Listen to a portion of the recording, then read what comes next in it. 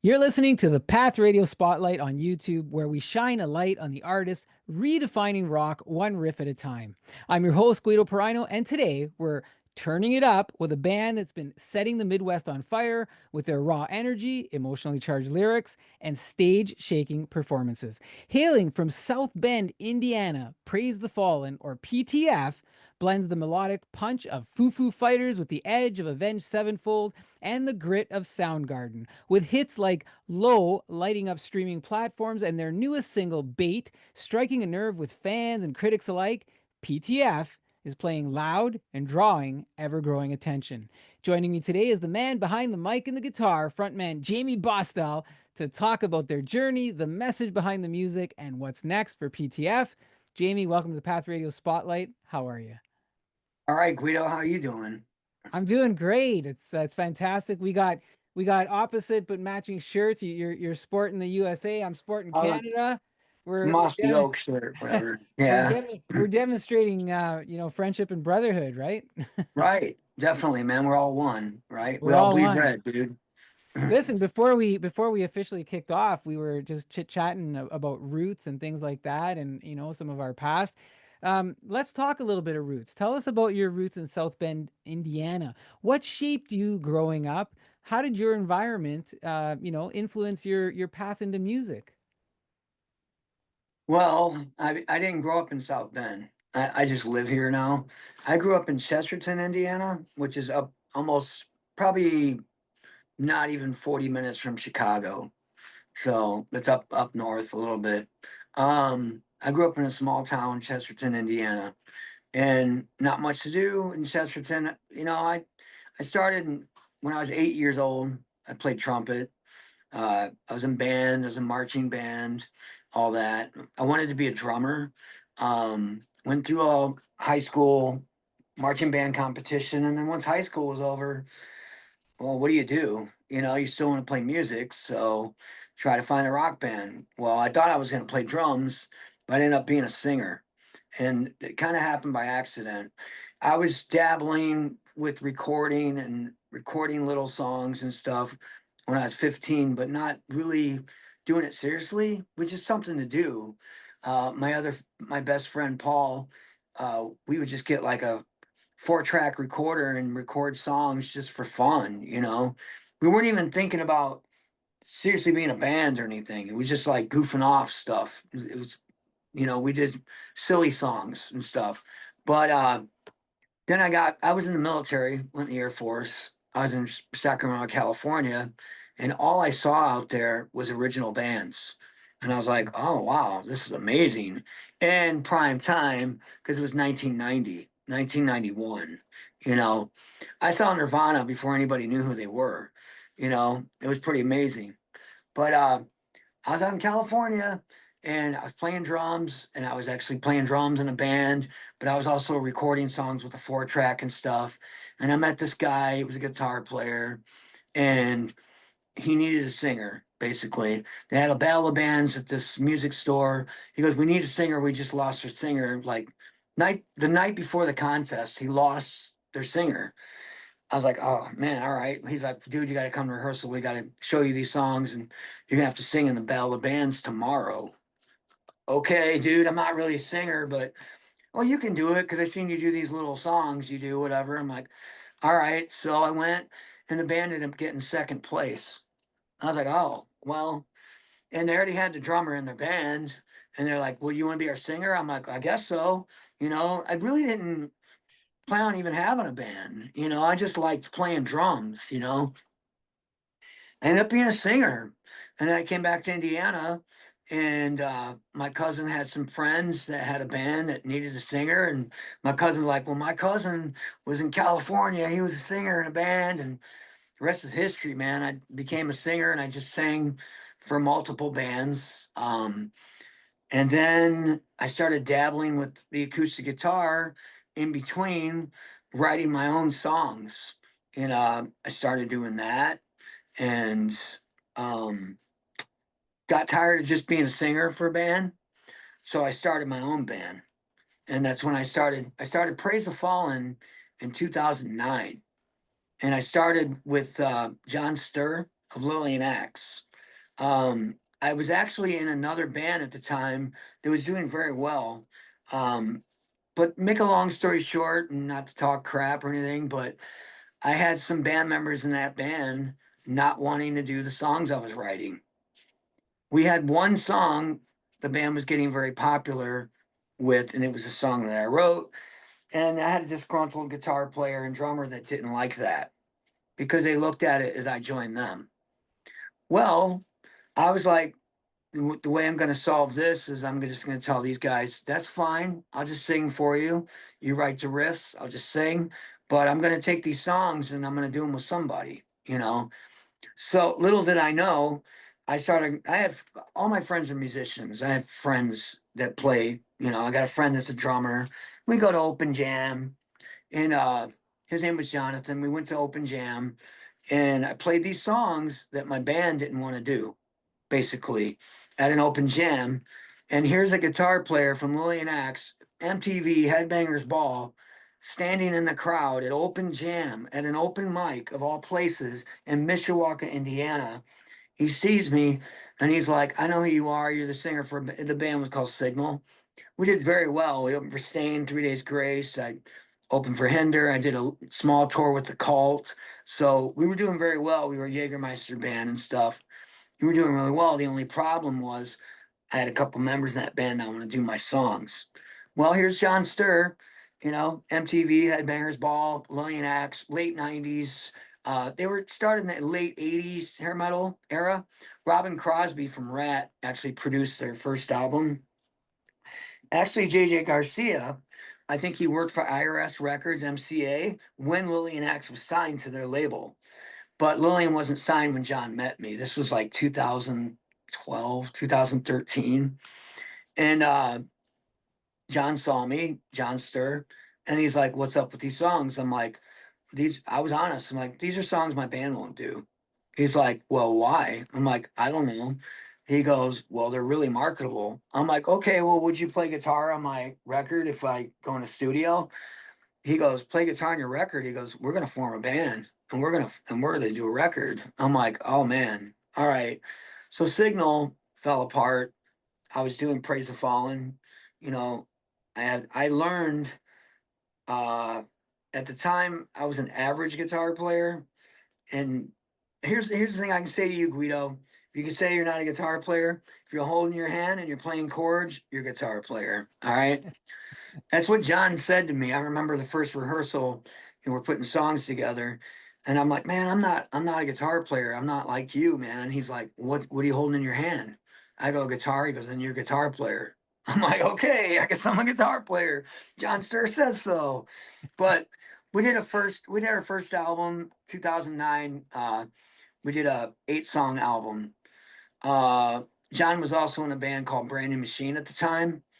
And he decided to go back to Dallas, Texas. My band fell apart. Praise the Fallen was done.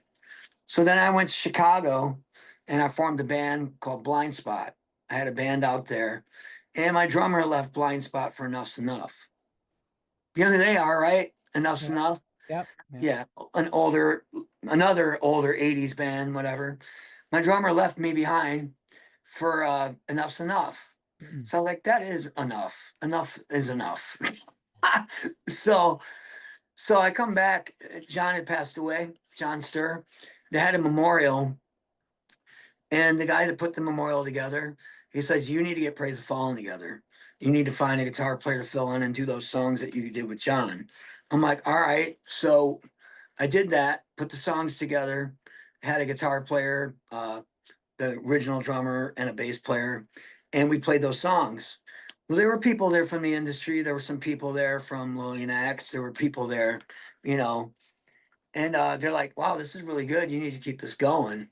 I said, "Well, I don't really have a choice. I mean, Blind Spot fell apart, and hey, yeah, why not? You know." So I found other players. I went through players after players after players. I went to many different people to get to the guys that I have now.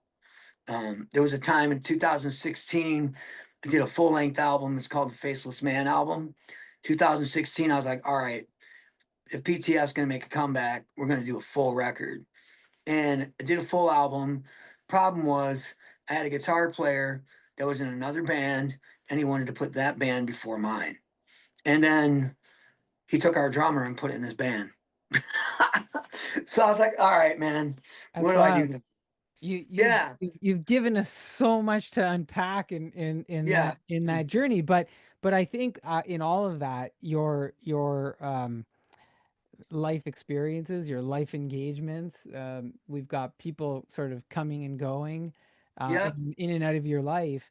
yep, I guess those have all to date helped shape what has become your sound or your music.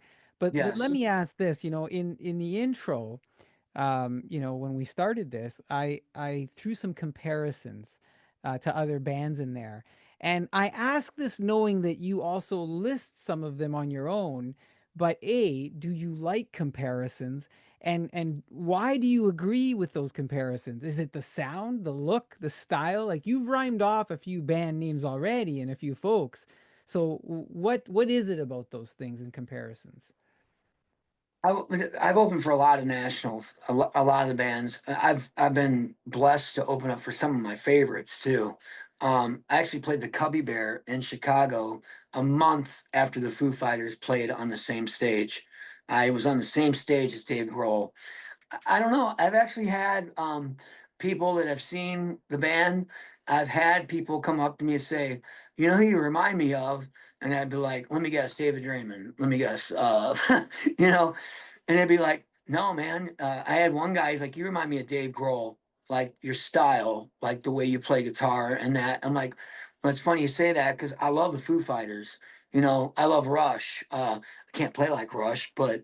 There's a little progressiveness in PTF songs in some of my music. I try to keep it interesting, not boring. So, but yeah, I like the bands. Like I like Fuel. I like, as we said earlier, dad rock, whatever, you know.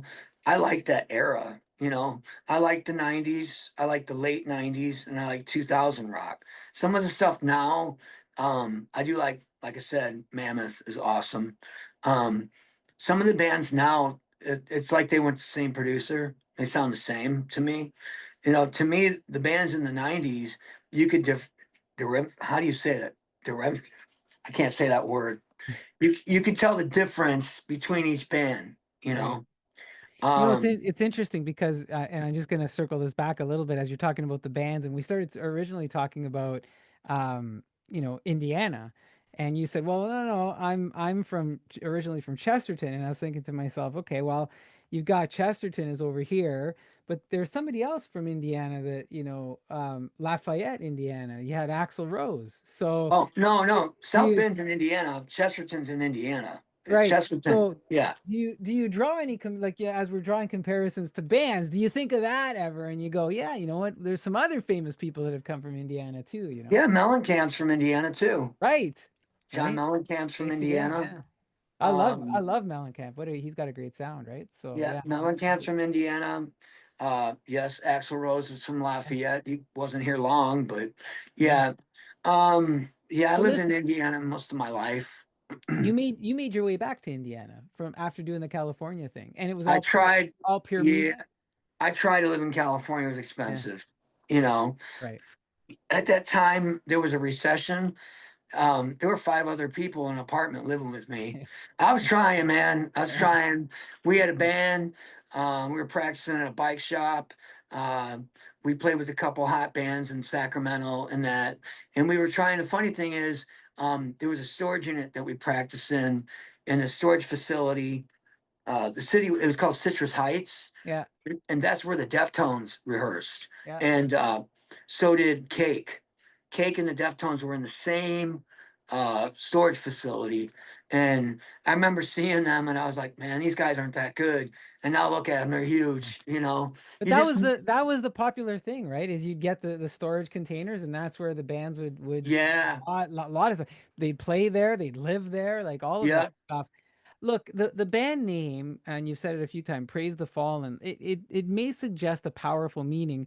I know that literally speaking, Praise the Fallen is yourself, Jammie Bosstel on vocals and guitar. You've got Andy Kavanagh on guitar. You got Randy Davis on vocals and bass, and Kenneth Yep. Jones Jr. on drums. But metaphorically, who are the Fallen? What inspires the name, and how does it reflect on your journey or your values? You know, I've had people ask me this, and I just feel like there's a lot of broken people out there. You know, we see that every day, and we can either spit in their face and, treat them badly, or we can praise them and get them feeling good about themselves and let them come out of where they've fallen. See what Yeah, I'm saying? yeah. So we should praise the fallen. Are we all fallen? Some of us are, Yeah, I've one way or fallen. another. I've been broken, never fell into drugs or alcohol or anything like that. But I come from a broken environment. I had a rough childhood, grew up in a violent home and stuff. And the music was the escape for me. It started as an escape.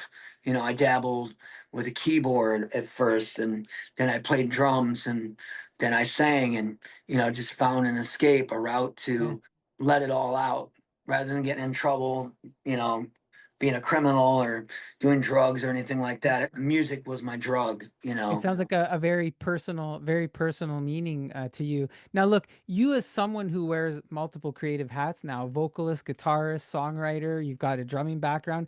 How do you channel the weight of your own life experiences into your music? And you know, like right now, you just shared with us, but do you ever worry about exposing any of your personal vulnerabilities? No, because I learned something. Is it more brave to be angry or is it more brave to be vulnerable? Hmm. To open some of us hide behind a shield of anger, especially when we're young. I have a song actually in my band Bosstel says I'm not angry anymore. We all had that angry fire. I'm mad at my dad, or I'm mad at my childhood, or I'm mad at my ex-girlfriend, or whatever reason, whatever excuse you use to be an angry person. You know, I was that guy at one time too. You know, and what I'm saying is we all go through that, you know. And I was trying to think what I was gonna say here. I lost my train of No, thought. that's okay because you're going into a deep place, and I asked a question about exposing your personal vulnerability, Yes, right? that's what I was gonna say. Yeah, Most of us hide behind a shield of anger. yeah, We think that's the only route, but it's okay to be vulnerable and open. It's more brave. I think that's more brave than hiding behind a shield of anger. That's what I wanted to say. you know and a lot of us do that. And metal, use metal music as an excuse to be, I'm angry, I'm letting it all out. Well, man, you can only climb that mountain so long. Like I said, I was in a band Signal, and I remember one time I had lost my ex-girlfriend to breast cancer. I had lost a friend to murder. Another friend of mine got in a car accident all in the same year, and that could have made me even more angry, you know. But what it really did for me is it opened my eyes and go, you know what? My life's not that bad, you yeah, know. And here I was. If you listen to Signal, I could send you that stuff. I was angry. You know, I went through a bad relationship with my child's mother, and I channeled all that into the music, and it got me only so far. And then when you're faced, with situations like that, somebody innocently dying, somebody didn't deserve it, you're still standing, you're like, man, what am I mad about? And why am I up here preaching this anger, when I really don't feel that way? So I wanted to turn that around and be more inspiring, but still have that edge. Just like Pantera, Vulgar Display of Power. That sounds like an angry album, but if you listen to the lyrics, it's inspiring. You know what I yeah, mean? Strength. I wanted to inspire people. And, I actually had one of the members in that band say, I don't think you're comfortable in your own skin. I'm like, yeah, I am. Why can't we rock, but be a little more inspirational and positive, And that's when Praise the Fallen came into my life. And the songs I wrote in the beginning of Praise the Fallen came in my life.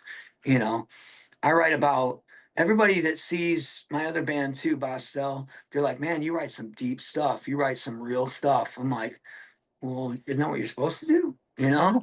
Let's talk about that for a moment. So a song like Bait, that feels like it's coming from a deeply personal place. Can you take us into the headspace you were writing in when you did that?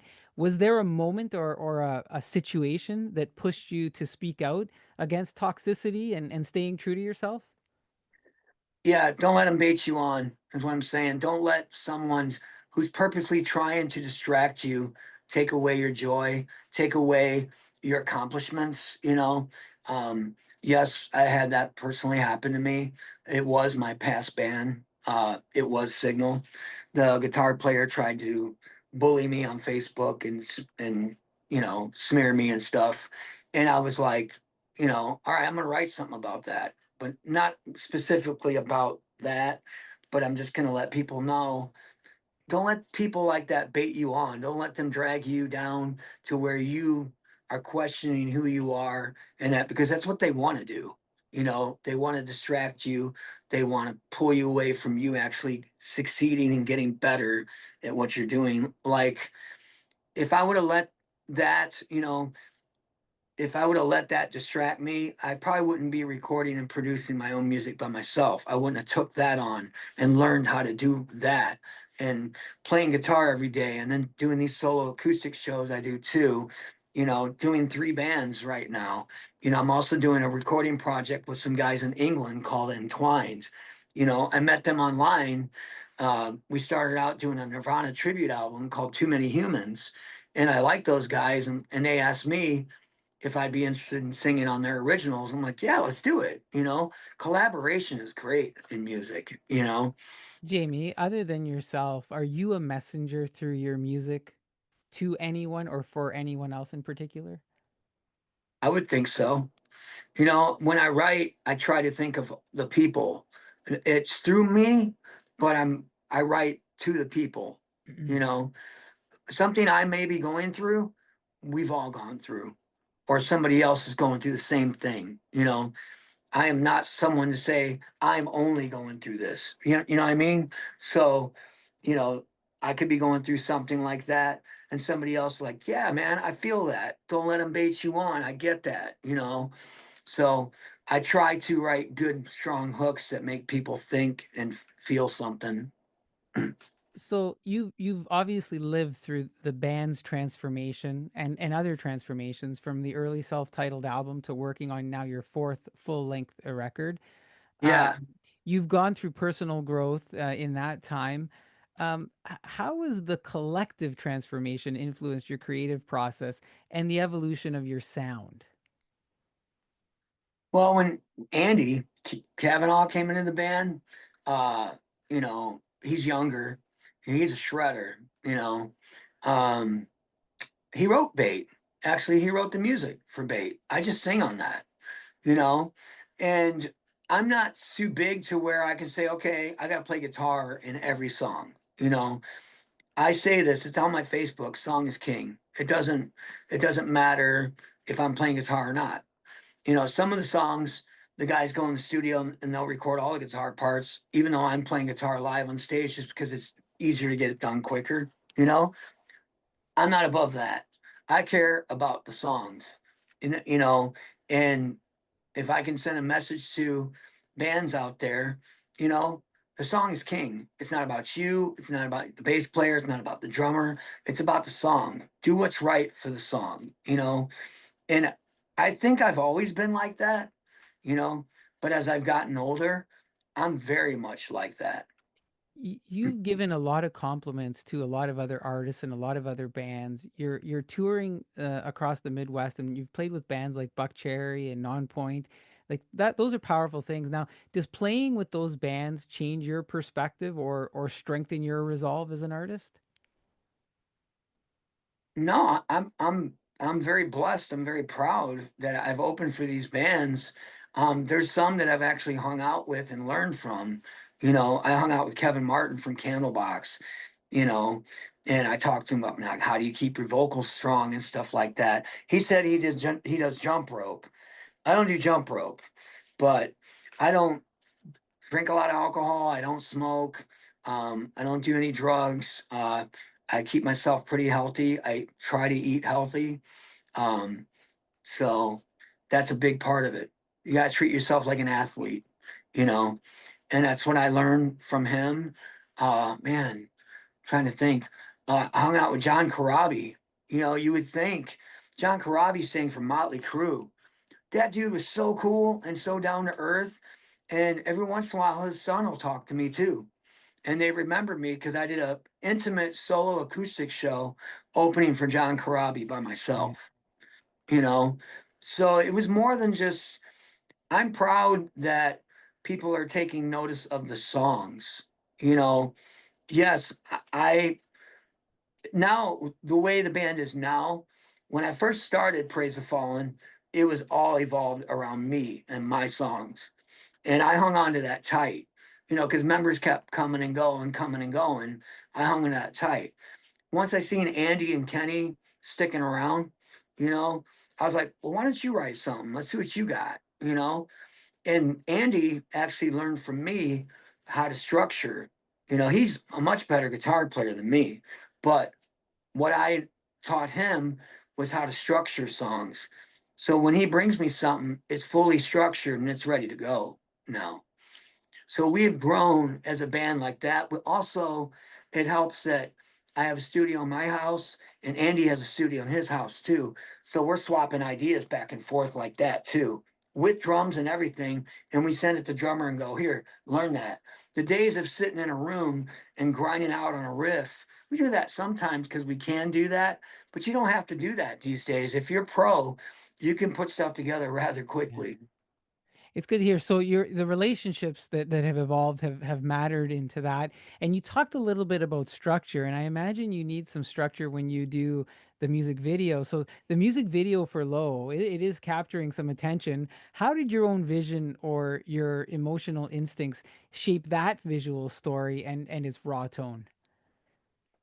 Well, I was working at a factory. The second verse, especially in that song, I was working at a factory and there was this guy that was working next to me constantly complaining, you know, and that's where that second verse comes from. But the theme is the bullying thing, you know. I was bullied. When you this is a small scene in South Bend, you know, and when you've done what I've done, you're gonna get haters, man. It's gonna happen. You know, when you open up for Buck Cherry and then suddenly you form another band and then that's opening for another national, they're like, who the F is this guy think he is? You know? And you get some of the bands, you get some bands that support you and are cool, and then you get the other bands that run their mouths. You know, why is it your goal to make me feel low? That's kind of where low came from. It's like Right. you make me feel so low, you know. Does it take you higher to make me feel low? Because it's not gonna work, man. You know, so it comes from a little of that. And there's a lot of that in any music scene. There's a lot of backstabbing and shit talking, and you know, let's be real, it happens. You know, why can't we all just get along and collaborate Yeah. and work together the way it was in the '70s? I don't know, but Um, you know, competition, I guess. Listen, why the cartoon imagery in the video? and I was going to just tell you, we had a guy. He was going to do a music video for us, you know, and we saw his videos, and it was just like uh, a video where you're performing in a room with lights, and you know, well, we already did a video. If you check out, we have another video out where we tried to do our own video with a guy. He did a pretty decent job. He used a drone and stuff, and we did it on a trailer in my drummer's front yard and stuff. Hey, limited budget. You do what you Yeah, can, you yeah. know. It turned Creativity. out Yeah. it turned out all right, you know. Um, since then we changed bass players. He was pro marijuana, whatever. That was like the very first scene. He's rolling a joint. I'm like, man, we can't have this. This is not, you know, I don't want to represent that, you know. But anyway, um, we were like, what if we're not in the video at all? You know, Andy's brought that up. And then I said, what if the video was animated? You know? Yeah. So we just bounced that off each other. Like, how do we find that? We found some guys on Fiverr, right, from Argentina, and we paid them, and they had an animation team. They actually drew those characters up. We told them what we wanted. You know, there's a little story to that, and we were going to do another video. We got to come up with the money. That's the main Yeah. thing. For Sleepwalker. Sleepwalker is about drug addiction and how Johnny the bully falls into drug addiction because he was getting bullied at home, and that's why he bullied kids at school, and that's what the message was in that song in Low, you know, in the video. But we thought, man, let's do something different. Let's not do what everybody does and do a performance video in a, you know, in a warehouse or with lights and stuff. Let's do something that's going to stand out. So we're like, that'd be really cool. Let's come up with a story, like a cartoon, an anime video, and there you go. It took Yeah, like, it's great. It's a fun video. It's a fun video to watch. I've watched it a few times now, and we're gonna make sure that folks have the link to that. But fun video to watch, and it's just interesting because it is. It's a little different, so that's kind of cool. You've talked about your band members a couple of times. When you're writing with Andy or Randy, how do those personal dynamics influence your collaboration? You've told us now, you know what, I used to kind of keep things close and I've kind of, left yeah. things out to the rest of the band.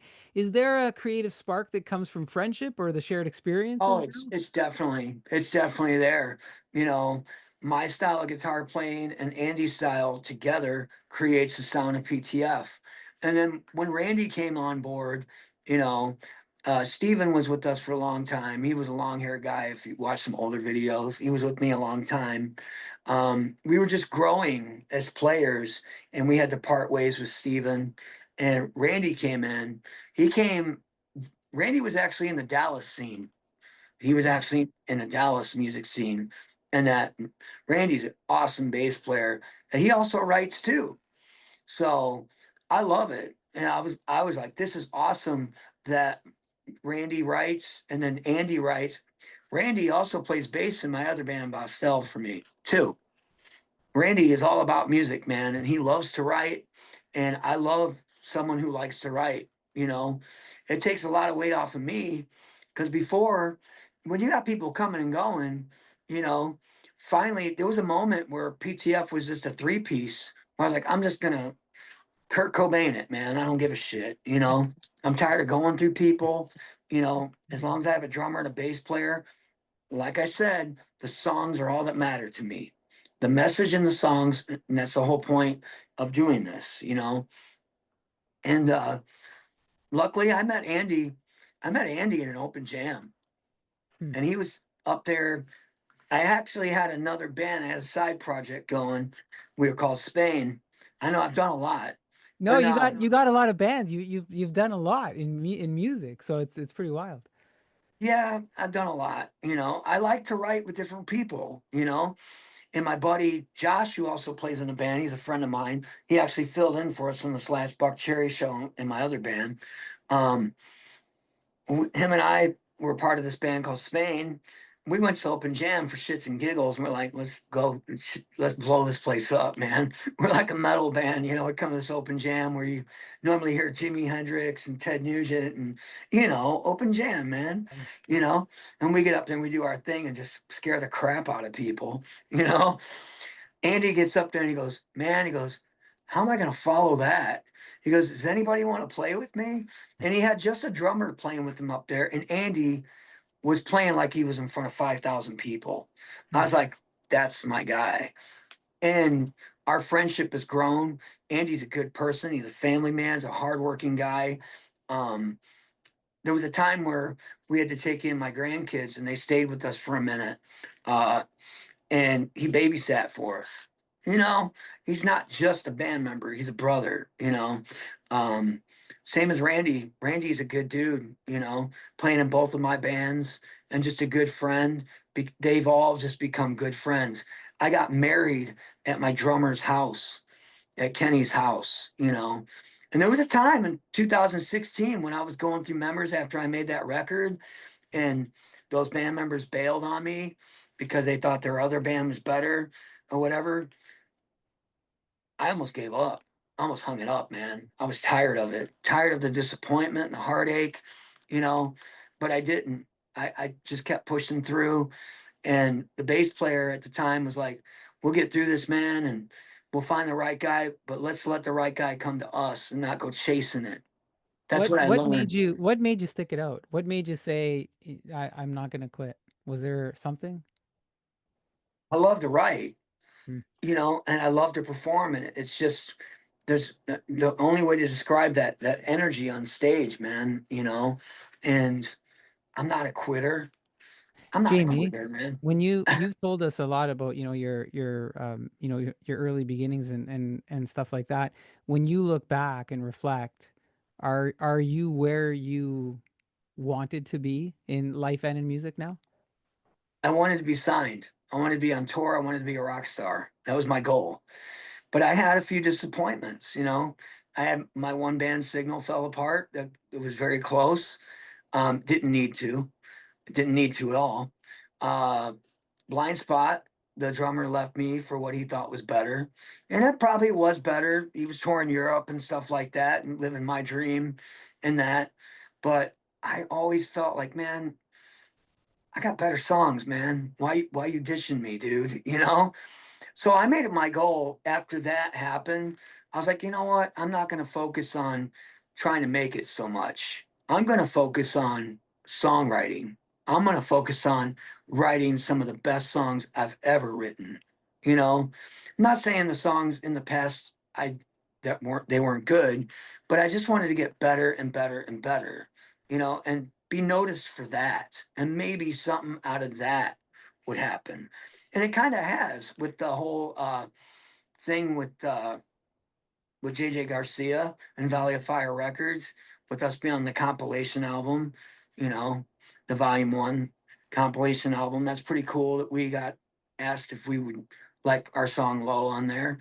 And it seems to be getting some attention, you know, and that's what I care about. I care about the songs getting the attention, not just me getting the attention. Who's been your biggest supporter? My biggest supporter, I'd say my wife. You know, my wife's been there with me through the thick and the thin of it. Um, my biggest supporter. Yeah, I would say that's it because before her, I was alone and I was a lone ranger, man. you know, and I think, I could say the fans too. Yeah. Those, of course, they keep me going. Even if I have a small amount, you know, they tell me, throughout the years, they're like, man, you're gonna make it. You're gonna get there one day. It's like, that's cool. Let's be real. The industry's changed a lot, as you know, Yeah. Guido. Yeah. You know, there's good promoters and there's bad promoters. There's good venues and bad venues. There's honest business and bad business going on out there. Look, You know, let's be honest. The last couple of decades, it's been really hard to be a rock and roller or into metal or definitely. into rock music. But you and I were chatting before we hit the record button, and I said I've started to see, and I've been saying this for a couple of months. If you go back to some of the other interviews I've done, and I've noticed it at the radio station, I've noticed it this summer especially. There's been this uptick in rock, like there's a resurgence in rock music. So. You know what? Perhaps the journey that you're on will continue. You've got some great music, you've got some great videos, but tell me what's coming up for PTF in that space, music, videos, any shows that you can share with us. We got one show right now, just a local show down the road here. Yeah. We're playing with a band. I want you to check them out. They're called Hyporium. They're really good. They're from Jackson, Michigan. I actually was at an open jam, and the guy was hanging out, and another friend of mine, his girlfriend's son is in the band. He's like, "You got to check these guys out. You guys should put them on a show with you." And he was there. I talked to him. I go, "Hey, man, I got a slot if you want to play this show." I didn't even check him out. I just went by word of mouth by a Yeah. friend. And then I checked them out. I'm like, whoa, man, these guys are pretty good. And Yeah. so they're playing a show with us in September. We're currently still working on our record. Um, we've been working with a guy named Brandon Garrett from Autumn Academy. I don't know if you've checked them out. They're a great band, and they're from this area. They're actually on tour with Smile Empty Soul right now. You might want to talk to them, Guido. They're a really good band too. They the production of Bait, Low, Bitch, Sleepwalker, those songs, that's Brandon Garrett. We have found our producer. Brandon Garrett is our producer. That's who produces the PTF sound. We have found our guy. We went through a few people. Now we have found our guy, and that's who we work with him. Awesome. Do we have some more videos coming out? Hopefully, we're hoping to make a video for Sleepwalker. That was the goal, but the gigs kind of slowed down because um, well, we've been focused on writing songs. We're writing new songs right now too. We got a Awesome. handful of new songs we're working on. Um, we're never not writing. We got a bunch of stuff we're working on right now. And That's then great. So we got a bunch of new music also heading our way then. definitely, Right on. yeah, that's pretty much it right now.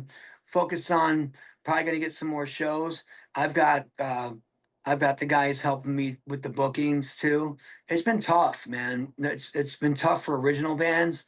The tribute bands are getting a lot of the shows. Let's be honest, you Yeah. know. But And I think what's going to happen because we've got a lot of the tribute bands happening, I think that that's part of that resurgence. And once you do that, you start to blend in some of those new bands and some of the original songs, and we get word out like this, right? We get the yeah, word we'll open like this. for them. We don't care. Yeah, We've opened for tribute bands. We don't baby. mind at all. And we've Right on. done rather well with it too. You know, I mean, why not? You Yeah, know, absolutely.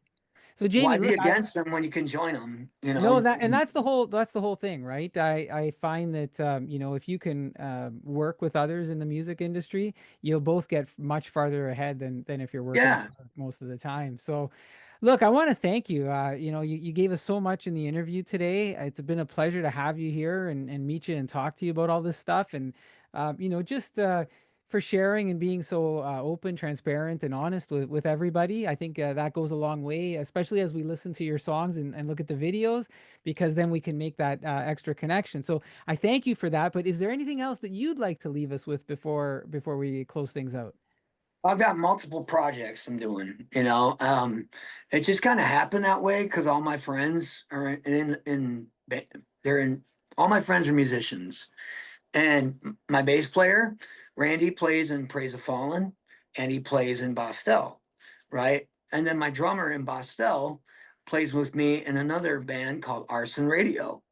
So we share drummers. And then my bass player that plays in Arson Radio played with me back in the day. We were in a band called Digpin. He was in the military as a Marines, went to Afghanistan, did all that. He retired and he moved back here and he said, "Hey man, I want to play with you." I was like, "Hey, I got a slot for you playing Arson Radio, dude." And then Jamie, the guitar player, his name is Jamie Dyer in Arson Radio. Incredible writer. I like working with people that can write good music, you know. And Jamie is a great writer. And we started just doing like a recording project. And then, like I said, Wayne, my drummer from Bosstel, came in, said, "I want to be a part of that." Uh, my buddy Ryan came in, "I want to be a part of that." So, bam, now I have Arson Radio. Bostel is my other band, and that happened by accident. I was recording a bunch of stuff during the pandemic when bands weren't able to do shows. That was my opportunity. I was getting restless because I'm used to being on stage like every weekend.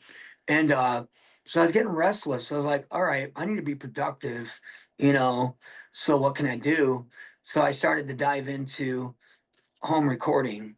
You know, home recording nowadays is so much easier. You know, when I met Jamie Dyer, I was pretty intimidated by it. It looked pretty technical and stuff, but I took it on and man, I really enjoy it. So I recorded a bunch of songs. These guys came along. You know, at first it started out as this Jammie Bosstel. And I just put it out. It was with programmed drums, Steven Slate drums. I did the guitars, I did the bass, the vocals, the keyboards. I did everything else except for the drums. I did play drums when I was younger, but I'm not as good as I can program them.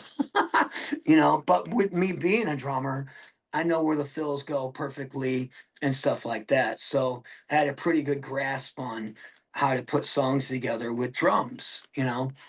And this was my first. I did a 45 on vinyl. My producer friend Randy Bickett invested in me and said, "Let's get some vinyl made, man." I'm like, "Dude, that would be awesome." And I told him, I'm like, "I'm gonna get so good at this that the stuff gets on the radio, man." And local radio stations started playing my stuff on a homegrown show here, and I've done a lot of good things with that too. I had a friend who had cancer. He had stage 4 pancreatic cancer, and he was a guitar player, and he always wanted to do a song with me. And I was like, "Well, I got a song that you'd be great if you play guitar solo on it, you know?" And I had him come in here, and he did a song with me. It's called "These Are the Days." You can check it out. That guitar solo, 6 days later, he passed away from pancreatic cancer. But I made sure that that song was on the radio for him to hear that before that happened. It's stuff like that, man. You can give back using your gift. You know what I mean? So rather than chasing the rock star dream and stuff, I was like, you know what? I'm going to use my gift a different way. I want to give back to people. I want to teach people. I want to collaborate with people and make them part of my joy. You know what I mean? So, but Bosstel, it takes a while to do songs, and because what happens with Bosstel is it starts here. I'll write something with the drums and stuff. Now that I have my drummer Wayne, he has an actual studio in his house. And I'm talking the actual studio. He went to recording school and stuff. So, and he's a drummer. So what I do is I send him the tracks and we basically redo it in his studio, right? So it takes a while to get a Bostel song out. There are 2 songs coming out here soon, Inevitable and Set a Fire, that's going to be coming out. All you got to do is look up my last name, Bosstel, on all streaming platforms. That's what we called it. Um, but in the meantime, I'm always recording at home and stuff. So I decided to just put stuff out under my name too. So I did a whole album by myself, and I collaborated with some musicians here that you wouldn't know. Like I know some guitar players in the cover band scene. Like, hey man, I like you to play. I'm not a lead player like guitar solos. I like to have them play guitar solo on my song, you know, because I write all the rhythm parts and stuff. But I did do a remake of 1979 by Smashing Pumpkins on here too. It's pretty cool. You can find this elasticstage.com. I didn't have the money to get it in bulk because you usually got to buy these in bulk. But with Elastic Stage, it does come out of the UK. One of these records is $40. It's a little pricey, but it's delivered to your door, and it's from the UK, so it's like an import. You know, Jammie Bosstel from the UK. Right on. Congratulations on both of So I those. have all those projects, and then I got to give a shout out to Matt Larkin. He's a drummer, and Dan Howard on guitar and bass in England. In the UK, I have a studio project. It's called Entwined. You can find that on Facebook, Entwined Band. Yeah, multiple projects, man. Why not? You know, if you have a studio and you're able to collaborate with people, why not utilize it? You know, that's kind of what I've done. You know, so yeah, I have 3 bands, and then I have that studio project out of England called Entwine. That is the very busy Jammie Bosstel of Praise the Fallen, honest, grounded, and as raw as the riffs they deliver. Whether it's in the studio or on stage, they will make you part of the story, one built on resilience, roots, and truth. If today's conversation lit a fire in you, go stream Bait, watch the video for Low, and dig into their catalog because what you'll find isn't just hard rock, it's heart and grit in sonic form. Big thanks to Jammie for joining us and to you for tuning in. I'll have all the links to the band in the show notes, and the music will be playing on thepathradio.com. Until next time, stay loud, stay true, and keep walking the path. I'm Guido Piraino. See you down the road. Thanks again, Jammie. Hope you'll join us again here on the Path Radio Spotlight, and take care. Yeah, thank you, Guido. It was nice meeting you for sure.